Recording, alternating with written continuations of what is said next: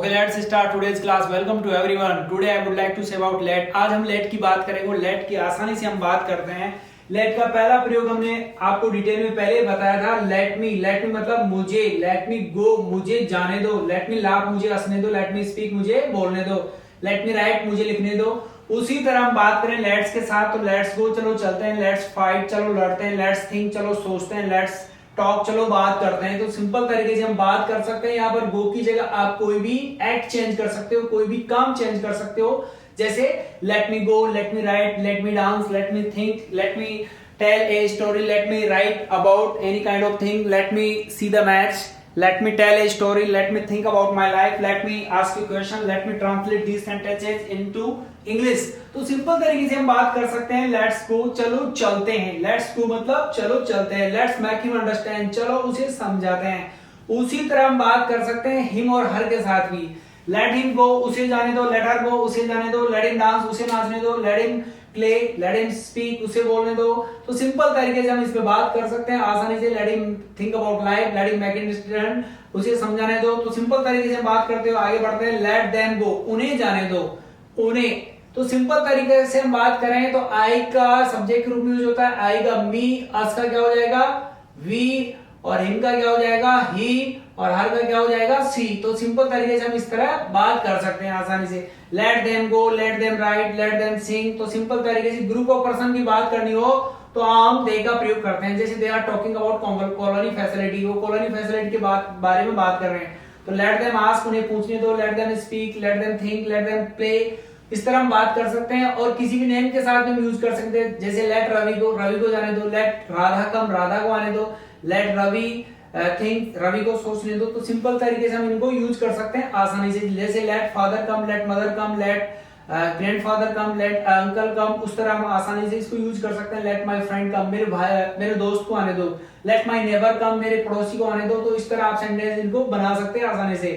और इस तरह मैंने आपको बताया डू एंड डज, सिंपल तरीके से आप इनको यूज कर सकते हैं। और अंत में इनके भाव आता है देते हो, आता है जो आप इसको हिंदी सेंस में लेते हो। Do you let him ask you question, क्या आप उसे पर्सन पूछने देते हो। Does he let you ask you question, क्या आपको पर्सन पूछने देता है। तो मतलब ता है ती अंतिम में भाव आ रहा है सिंपल तरीके से। और लेट यहाँ पर जो है फर्स्ट फॉर्म है।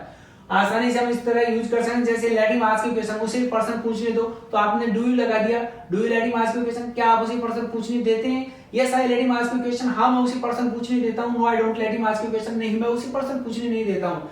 उसी तरह डज के साथ भी आपने यूज किया। Does he let you speak, क्या वो आपको बोलने देता है। Yes he lets me speak, no he does not let me speak. आप इस तरह इसको यूज कर सकते हैं। और आसानी से हम बात करते हैं ईच एमआर की तरफ आते हैं। ईच आर में बताते हैं रहा है, रही है, रहे, उस सेंस में हम इसको यूज करते हैं। जैसे are you letting ask you question, क्या आप उसे पर्सन पूछने दे रहे हैं। Yes I am letting him ask you question, no I am not letting me ask you question, नहीं मैं उसे पर्सन पूछने नहीं दे रहा हूं। उसी तरह आप इज के साथ भी यूज कर सकते हैं। Is he letting you speak, क्या वह आपको बोलने दे रहा है। Is he letting you dance, क्या वह आपको नाचने दे रहा है। Is he letting you think about life, क्या वह आपको जीवन के बारे में सोचने दे रहा है। Is he letting you tell a story, क्या वह आपको कहानी बताने दे रहा है। Am I letting you dance, क्या मैं आपको नाचने दे रहा हूं। तो सिंपल तरीके से आप इसको यूज कर सकते हैं। जैसे are you letting him ask you question, yes I am letting him ask you question, आप इसके अंदर यस और नो में जवाब दे सकते हैं। जैसे इसमें दे सकते हैं do you let him ask you question, yes I let him ask you question, no I don't let him ask you question. Does he let you ask you question, yes he lets me ask you question, no he does not let me ask you question. उसी तरह आप इजारम के साथ भी इसको use कर सकते हैं। I you letting me ask you question, yes I am letting me ask you question, no I am not letting me ask you question. Are you letting me dance, क्या आप उसे नाचने दे रहे हैं। Yes I am letting dance, no I am not letting dance. तो simple तरीके से आप इसको यूज कर सकते हैं। उसी तरह आप आ सकते हैं इजारम में, मतलब आप यहाँ पर आर यूज कर रहे हैं, उसी तरह इज एम आर को भी आप आसानी से यूज कर सकते हो। आसानी से हमने बात की थी, ये जो पिछली कक्षा में हमने बात की, ये कंप्लीट तरीके से आपको समझाया जा रहा है, तो आप आसानी से इसको यूज कर सकते हो। Are you letting him dance, क्या आप उसे नाचने दे रहे हैं। Yes I am letting him dance, no I am not letting him dance. उसी तरह आप इसको यूज कर सकते हैं। अब आगे हम बात करते हैं हैव पे आ जाते हैं। Have letting ask you question, तो इसमें पूछने दिया था, चुका था, चुकी थे, उस सेंस में भाव आता है। मतलब आप यहाँ पर दिया है आएगा, दिया था नहीं आएगा। तो सिंपल तरह आप इसको यूज कर सकते हैं। जैसे have you let him ask you question, क्या आपने उसे पर्सन पूछने दिया है। मतलब पूछने दिया यानी पूछने दे चुके हो। Yes I have let him ask you question, हाँ मैं उसे पर्सन पूछने दिया है। No I have not let him ask you question. तो इस तरह आप इसको यूज कर सकते हैं आसानी से। हैज में भी आप इसको यूज कर सकते हैं। Has he let you speak, क्या उसने आपको बोलने दिया। Has he let you dance, क्या उसने आपको नाचने दिया? Has late you ask you question, क्या उसने आपको प्रश्न पूछने दिया? उसी तरह नेक्स्ट आप बात कर सकते हैं डिड में। तो इसमें पूछना दिया था थी उस सेंस में आप इसको यूज कर सकते हैं। Did you let him ask you question, क्या आपने उसे एक प्रश्न पूछने दिया था? Yes I let him ask you question, हाँ मैंने उसे प्रश्न पूछने दिया था। No I did not let him ask you question.